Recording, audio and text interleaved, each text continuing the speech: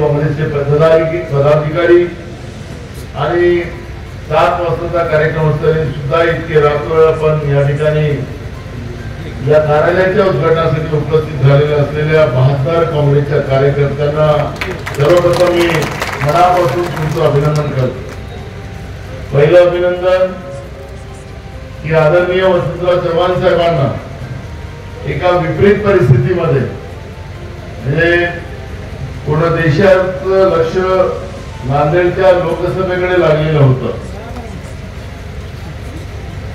एका भ्रष्ट व्यवस्थेला बाहेर काढण्यासाठी आपल्या नांदेडच्या जनतेने नांदेड लोकसभेच्या जनतेने ज्या पद्धतीनं या निवडणुकीमध्ये सहभागी झाले, महाराष्ट्रामध्ये कुठेही असं झालं नाही की एखाद्या बूथवर 100% मतदान आपल्या देगलूर नाक्यावर अनेक बूथवर 100% मतदान वसंतराव चव्हाण साहेबांच्या बाजूलाच आहे। महाराष्ट्र देशामध्ये आपण त्याचा इतिहास काढायला गेलो तर मला वाटतं की ते मिळणार नाही, पण नांदेडच्या देगलूर नाक्यावर ज्या पद्धतीचं मतदान झालं आणि 100% मतदान होणं हे सुद्धा एक गौरव या निवडणुकीच्या माध्यमातून या नांदेड लोकसभेमध्ये झाला। आणि म्हणून तुमच्या सगळ्या 72 कार्यकर्त्यांचं काँग्रेसचे उमेदवार महाविकास आघाडीचे उमेदवार वसंतराव चव्हाण साहेबांना निवडून दिल्याबद्दल तुमचं पुन्हा मी मनापासून आभार व्यक्त करतो। मी मगाशी म्हणालो की भ्रष्ट व्यवस्था राष्ट्रीय महामार्ग क्रमांक 161 उस्माननगर कोटा मुखेड सुंदराळा रोडच्या भूसंपादनाचा प्रस्तावाचा आदेश सर्व संबंधितांना जेवण शेतकऱ्यांना त्यांच्या जमिनीचा मोबदला मिळवून देण्याच्या बाबतचा एक अर्ज मला या ठिकाणी मिळाला। मी निवडणुकीच्या काळामध्ये या नांदेड जिल्ह्यातल्या अनेक भागात फिरलो। नांदेड ते पूर्णा रस्ता जो तयार होतोय त्याही रस्त्यावर गेलो।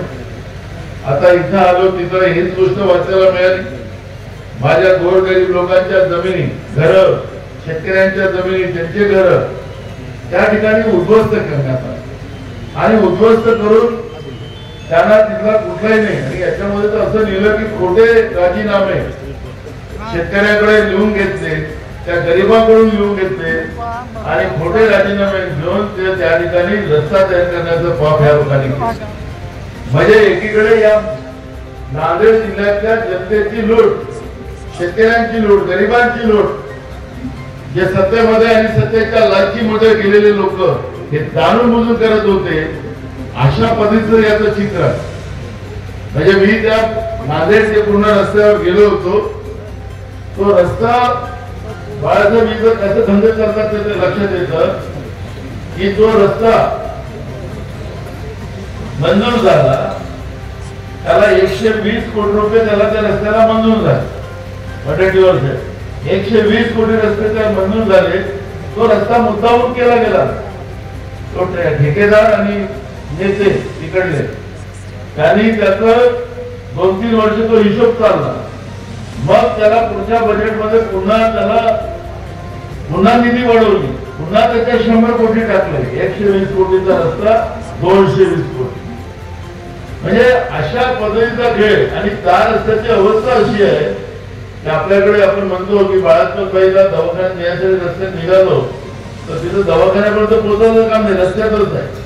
अशी व्यवस्था त्या रस्त्याची। अनेक लोकांचा जीव गेला, अनेक लोक त्या ठिकाणी अपंग झाले, पण इथल्या भ्रष्टाचारी व्यवस्थेनं सातत्यानं या जिल्ह्यामध्ये जनतेच्या मतावर निवडून यायचं आणि त्यांनाच गड्ड्यात टाकायची ही परिस्थिती कालपर्यंत होती।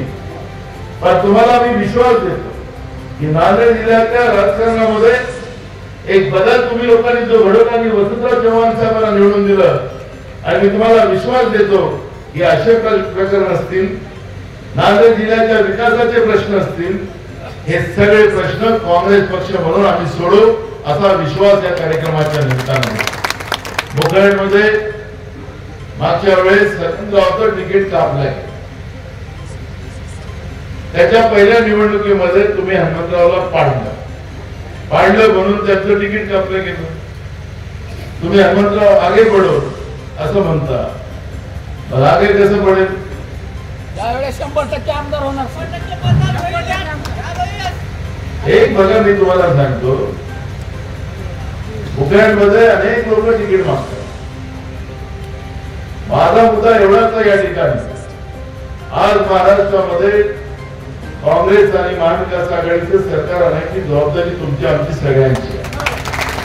आणि त्याच्यासाठी आहे की आज मराठा समाज असेल, ओबीसी समाज असेल, धनगर समाज असेल, त्याला अपघात बांधण्याचं पाप या लोकांनी केलं. आज लोक एकमेकांचं तोंड बघायला तयार नाही. मुद्दा म्हणून भाजपनी ही व्यवस्था या राज्यामध्ये उभी केली. आश्वासन दिलं 2014ला की आमचं सरकार आलं तर मराठ्यांना आरक्षण देऊ, आमचं सरकार आलं तर धनगरांना आरक्षण देऊ. 10 वर्ष हे सत्तेत राहिले, ना यांनी धनगराला आरक्षण दिलं, ना मराठ्यांना आरक्षण दिलं, आणि ओबीसी वर्सेस मराठा वाद निर्माण करून तुमच्या आमच्यामध्ये एकमेकाबद्दलचा राग निर्माण. आपले नेते राहुल गांधीजीने भूमिका स्पष्ट केलेली आहे की या सगळ्या मागास समाजाला, गरीब समाजाला, शोषित पीडित समाजाला न्याय देण्यासाठी जनगणना करून त्या जनगणनेच्या माध्यमातून प्रत्येक समाजाला आरक्षणाच्या सवलती देण्याची भूमिका राहुल गांधींनी मांडली. पण नरेंद्र मोदी सांगतात की आम्ही जनगणना करू नये. जनगणना झाली नाही तर प्रश्न सुटू शकत नाही. हे राज्यातही सरकारला माहिती आहे, त्या फडणवीसालाही माहिती आहे. पण तुम्हा आम्हाला भांडत ठेवून आमच्या मुलांना कुठल्या हाताला काम द्यायचं नाही, बेरोजगार ठेवायचं, शेतकऱ्यांच्या शेतीच्या मालाला भाव द्यायचा नाही. या वर्षी सोयाबीनची परिस्थिती काय? गेल्या वर्षीचं सोयाबीन आपल्याला, म्हणजे आमचं सरकार जेव्हा महाविकास आघाडीचं होतं तर सोयाबीनचा भाव जास्त. आता खताच्या किमती वाढल्या, औषधीच्या किमती वाढल्या, बियाणाच्या किमती वाढल्या आणि सोयाबीनचा भाव कमी. कापसाची तीच परिस्थिती. प्रत्येक व्यवस्थेमध्ये शेतकऱ्याला असेल, आमच्या इकडल्या तरुण मुलामुलींना असेल, शिकलेल्या मुलामुली असेल, त्यांना बर्बाद करायची व्यवस्था या भाजप आणि भाजप प्रणित महायुतीच्या सरकारने केलेली आहे. आणि म्हणून आपल्या सगळ्यांना मूड बांधून ही विधानसभेची निवडणूक तुमच्या आमच्यासाठी महत्वाची आहे. आणि या महत्वाच्या निवडणुकीमध्ये आपसामध्ये कुठेही त्याला भेटलं ते मला नाही भेटले हे वाद नाही करायचं. सगळ्यांच्या जनतेच्या लढाईची ही निवडणूक आहे, त्यांच्या अधिकाराची निवडणूक आहे. या निवडणुकीमध्ये आपल्या सगळ्यांचं योगदान हे महत्वाचं ठरणार आहे. वसंतराव चव्हाण साहेब या भागाचे खासदार म्हणून यांची जबाबदारी जास्त बनते.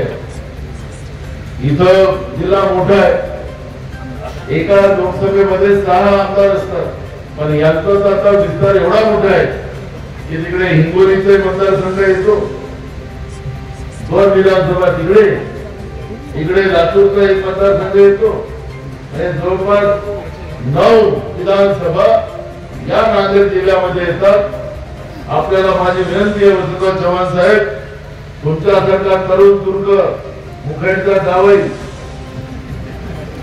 आपली जबाबदारी जास्त आहे की 9च्या 9 आमदार काँग्रेस आणि महाविकास आघाडीचे निवडून आणण्यासाठी तुम्ही पूर्ण ताकदीनं प्रत्येक ठिकाणी जा. आणि मी तुम्हाला विश्वास देतो की नांदेड जिल्ह्याचे प्रत्येक प्रश्न, रस्त्याचे असतील, शेतकऱ्यांचे असतील, तरुणांचे प्रश्न असतील, गरिबांचे प्रश्न असतील, हे सगळे प्रश्न सोडून देण्याची भूमिका हे आमची राहील.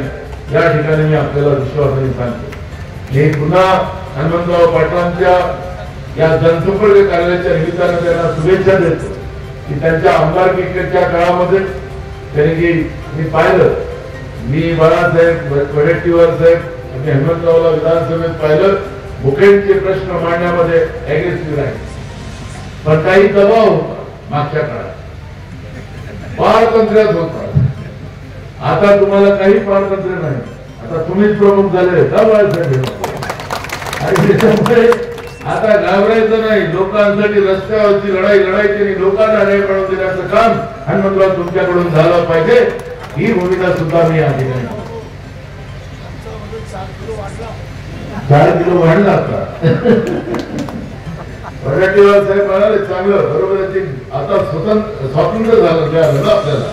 म्हणजे कालपर्यंत त्यांचा तो एक बिना केसाचा माणूस असता पाहिला, त्यांना केसाला सगळे इकडे घेऊन जाईल होता नाही. इंग्रजाच्या काळात तशी माणसं राहिली. पण मी जाऊन मला त्या जुन्या लोकांचा उल्लेख करायचा नाही. पण मी तुम्हाला या ठिकाणी सांगतो की आम्ही विधानसभेत पाहिलं मुखेडच्या प्रश्नाबाबत, मग इथलं तहसील कार्यालय असेल, इथली पंचायत समिती असेल, इथल्या विकासाची व्यवस्था असेल, तर जे काम झालं ते हनुमंतरावच्या काळात झालं. तुम्हाला मला कोणाला विचारत आहे आज काय झालं गेल्या 5 वर्षात, गेल्या 10 वर्षात काय झालं? तर आपल्या मुखेडमध्ये जे झालं त्याला खड्डे पाडण्याचं पाप या लोकांनी केलं. आणि या पद्धतीने शेतकऱ्यांनी त्याला त्याच्या घराचा मोबदला द्यायचा नाही, त्याच्या जमिनीचा मोबदला द्यायचा नाही आणि त्याला उद्ध्वस्त करायचं त्याचं जीवन, या पद्धतीची व्यवस्था आता मुखेडमध्ये निर्माण झालेली आहे. आणि म्हणून या सगळ्या न्याय व्यवस्थेमध्ये आपल्या सगळ्यांचा आशीर्वाद हनुमंतराव पाटलांच्या सोबत राहावा ही अपेक्षा मी या ठिकाणी बोलतो. आणि हे जे कार्यालय, या कार्यालयाच्या माध्यमातून काँग्रेसचा विचार हा प्रत्येक घरापर्यंत या मुखेड विधानसभेमध्ये गेला पाहिजे. काँग्रेसच्या विचाराच्या माध्यमातून शेतकऱ्यांचा असेल, सर्वसामान्यांना न्याय असेल, तर या कार्यालयाच्या माध्यमातून प्रत्येकापर्यंत पोहोचावा ही अपेक्षा मी या ठिकाणी व्यक्त करतो आणि माझे 2 शब्द पूर्ण करतो. धन्यवाद.